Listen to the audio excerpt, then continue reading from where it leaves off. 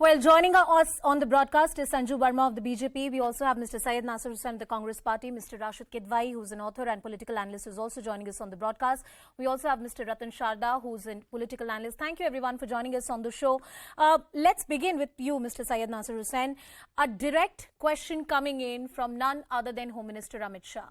He says you did not choose a good date. It's an auspicious occasion. Why were you wearing black clothes? That's his question. Please answer that.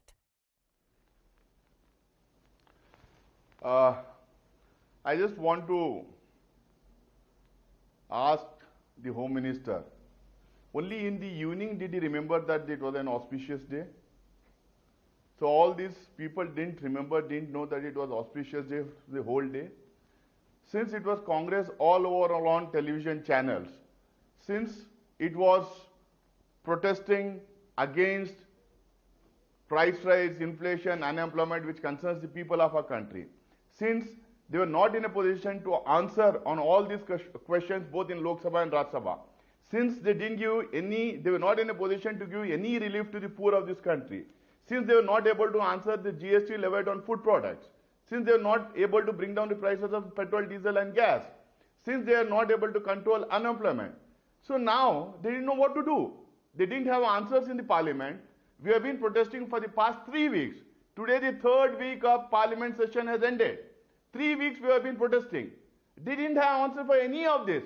So one fine day, today evening, they thought, let us give us a spin.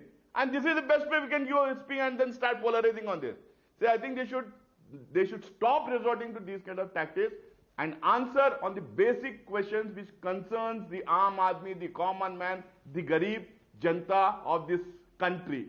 We have been raising through proper channels, through relevant rules in both the houses. They were not able to answer. We asked for a full day's discussion on these issues. But what they gave is 2.5 hours of time for discussion. If all the Rajya Sabha members if wanted to speak, they would have got less than 1 minute to speak. And then the Prime Minister doesn't come to any of the house. He doesn't address the parliamentarians. And he doesn't give any relief to the people of the country. And then the Finance Minister, she denies.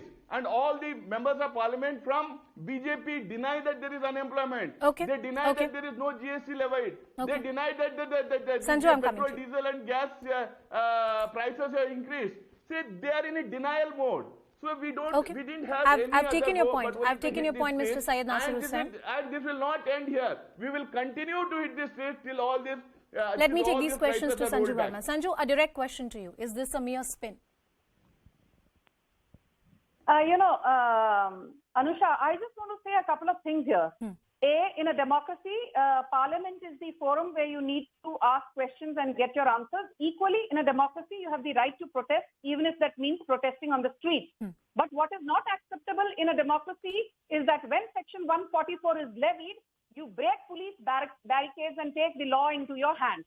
What is not acceptable in a democracy is that you choose a day when, a lot of Hindus all across the world, not just in India, wanted to celebrate the jayanti of Ram Janmabhoomi silanyas.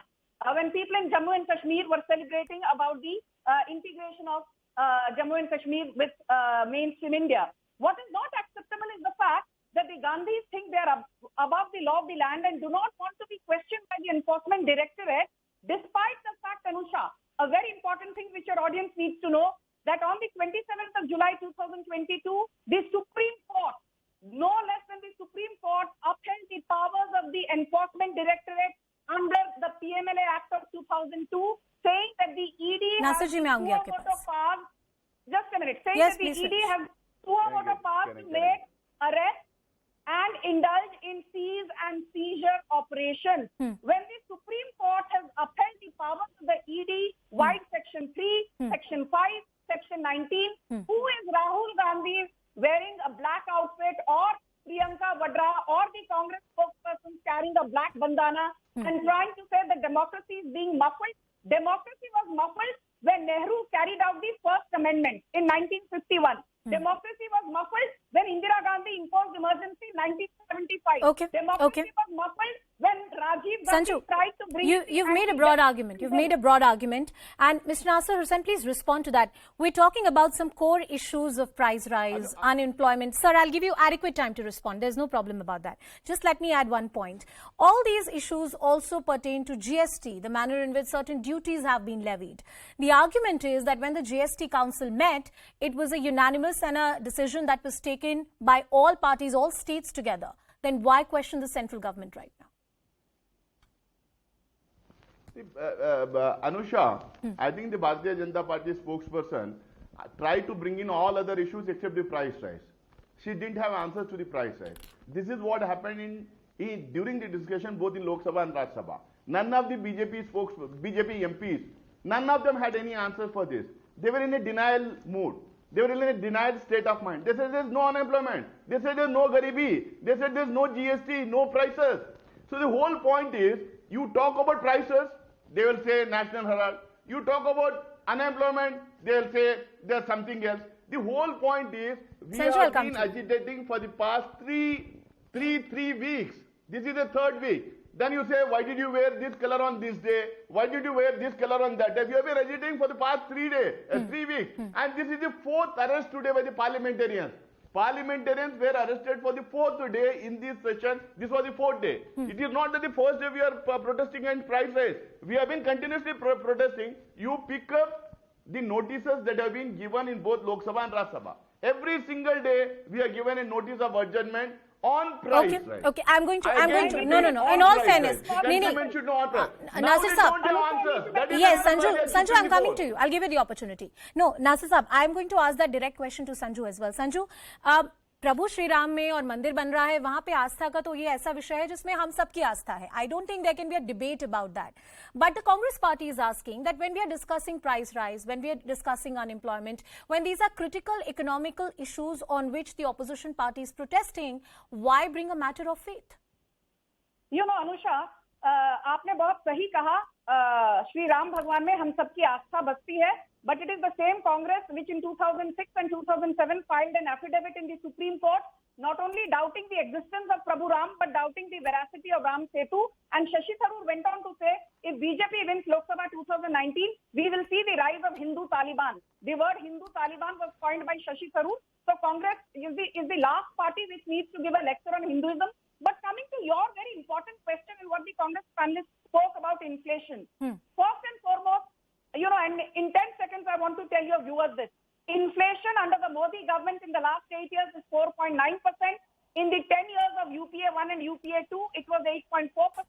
Under Indira Gandhi, it was 8.36%. Yes. The highest was under Narasimha Rao at 10.49%. I will just finish by saying one more thing.